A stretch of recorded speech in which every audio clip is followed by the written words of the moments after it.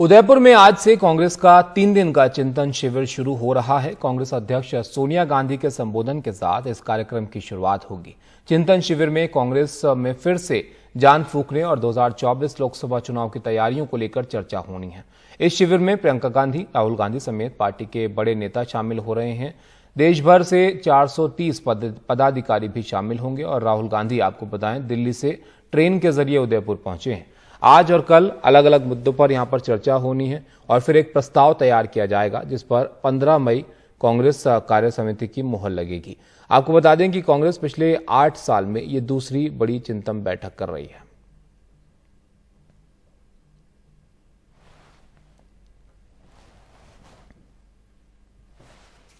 Congress party का अपने भविष्य को लेकर राजस्थान के उदयपुर में आज से विचार मंथन जो है वो शुरू होने जा रहा है। नव संकल्प चिंतन शिविर में शामिल होने के लिए अब से कुछ देर पहले कांग्रेस नेता राहुल गांधी वहां पहुंचे हैं।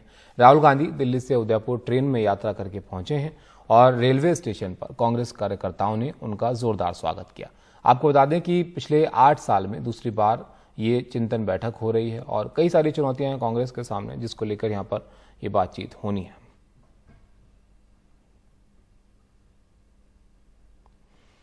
हमारे सहयोगी हमारे साथ हैं हर्षा और उमा, वहां से उनके पास चलते हैं। हर्षा, इसका नाम रखा गया नव संकल्प शिविर, तो यहाँ पर क्या नए संकल्प लिए जा सकते हैं कांग्रेस की तरफ से, क्योंकि चुनौतियां तो बड़ी सारी हैं इनके अंदर, आपसी नाराजगियां भी दूर करनी है और कौन नेतृत्व करेगा इसको लेकर भी सवाल। जी देखिए, जो नेतृत्व का सवाल है वो बहुत बड़ा सवाल है कांग्रेस के सामने, लेकिन उन्होंने आज जो अनाउंसमेंट किया है कि एक फैमिली में से एक ही टिकट मिलेगा और जो लीडर्स चाहते हैं कि उनके परिजन या उनके जो बच्चे हैं, बेटा बहू एट्सेट्रा, उनको टिकट दिया जाए। उन्होंने कहा है कि उनको टिकट नहीं दिया जाएगा, लेकिन उसमें एक लूप होल रखा है। उमा से मैं पूछती हूँ, उमा, बहुत एक रेवोल्यूशनरी आइडिया था, 1 टिकट 1 फैमिली, है ना, लेकिन उसमें लूप होल क्या है? जी देखिए, जो ड्राफ्ट एक प्रस्ताव आया था, खासतौर पे जो संगठनात्मक बदलाव के लिए जो कमेटी बनाई गई है उनकी तरफ से ड्राफ्ट प्रस्ताव आया था और ये 3 दिन पहले हमें मिला था सूत्रों के हवाले से। उसमें CWC में चर्चा भी हुई और उसके बाद से ही मीडिया में जब ये खबर फैलने लगी कि अगर एक परिवार से एक ही व्यक्ति को टिकट मिलेगा तो सोनिया गांधी लड़ेंगी, राहुल गांधी लड़ेंगे या फिर प्रियंका गांधी लड़ेंगी।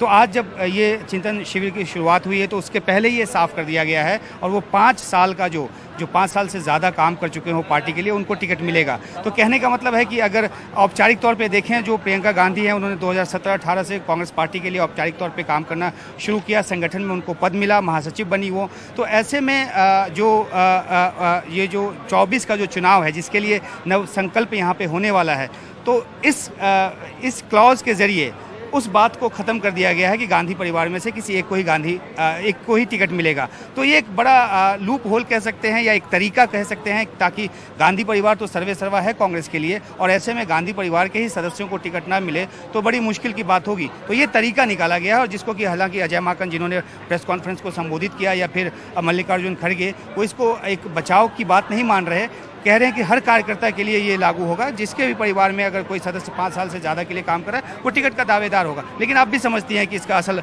मकसद क्या है। जी, और उन्होंने ये भी कहा कि अजय माकन जी ने ये भी कहा था कि जो लोग सालों साल पार्टी पोस्ट पर काबिज है उनको भी हम कहेंगे कि आप 5 साल से ज़्यादा एक पोस्ट पर नहीं रह सकते हैं, आपको पोस्ट रिलिंक्विश करना पड़ेगा, 3 ईयर का कूलिंग ऑफ पीरियड होगा बिफोर आप दूसरा पोस्ट लेते हैं।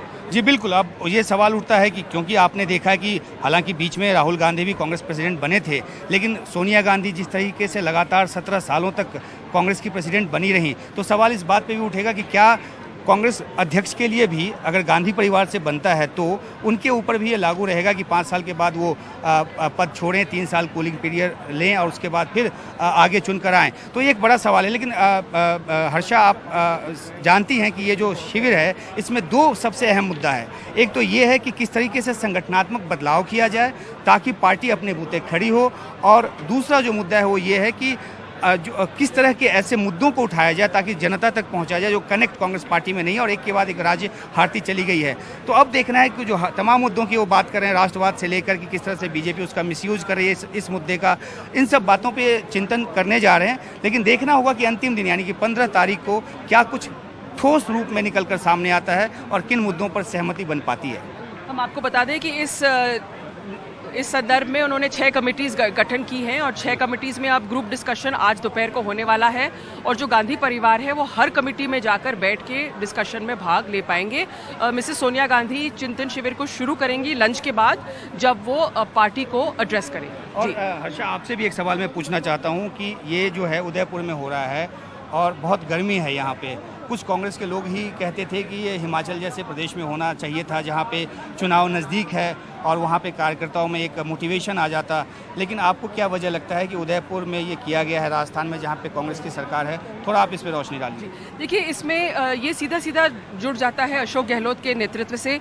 दिग्गज नेता हैं, कई बार लोगों ने ये भी कहा है कि उनको कोई ऑर्गेनाइजेशनल रोल सेंटर में दिया जाना चाहिए रिवाइव करने के लिए पार्टी के लिए। तो एक तरह से जो अशोक गहलोत की मेज़बानी में ये जो हो रहा है वो साबित करता है कि ट्रस्ट है इनकी लीडरशिप में और यहाँ पर भी चुनाव होने वाले हैं।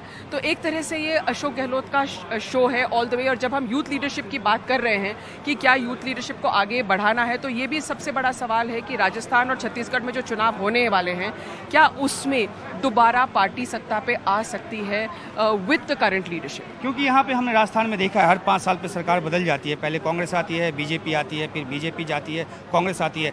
आप यहाँ पे ग्राउंड पे क्या देख रही हैं? क्या इस बार जनता का मूड अभी से समझ में आने लगा है? क्या वो बदलाव के लिए जा रही है या फिर कांग्रेस को किस तरह के कदम उठाने चाहिए यहाँ पर, अगर यहाँ पे अपनी सरकार को रिपीट करना है तो? आई थिंक सबसे पहले तो राजस्थान में उनको जो पोलराइजेशन शुरू हो गया है स्टेट में, उसको टैकल करना पड़ेगा। काफ़ी अहम सवाल है और आगे हम देखेंगे कि आगे 3 दिनों में हमको क्या जवाब मिलते हैं। जी, शुक्रिया आप दोनों का सब जानकारी के लिए। तो यहाँ पर ये महत्वपूर्ण बैठक कांग्रेस की हो रही है। तमाम जो दिग्गज नेता हैं वो इकट्ठा हुए हैं, राहुल गांधी हैं, प्रियंका गांधी हैं और तमाम आगे की रणनीति है उस पर यहाँ पर चर्चा जो है वो की जा रही है। क्या अपडेट इससे निकलकर और आता है आप तक हम जानकारी लेकर आएंगे।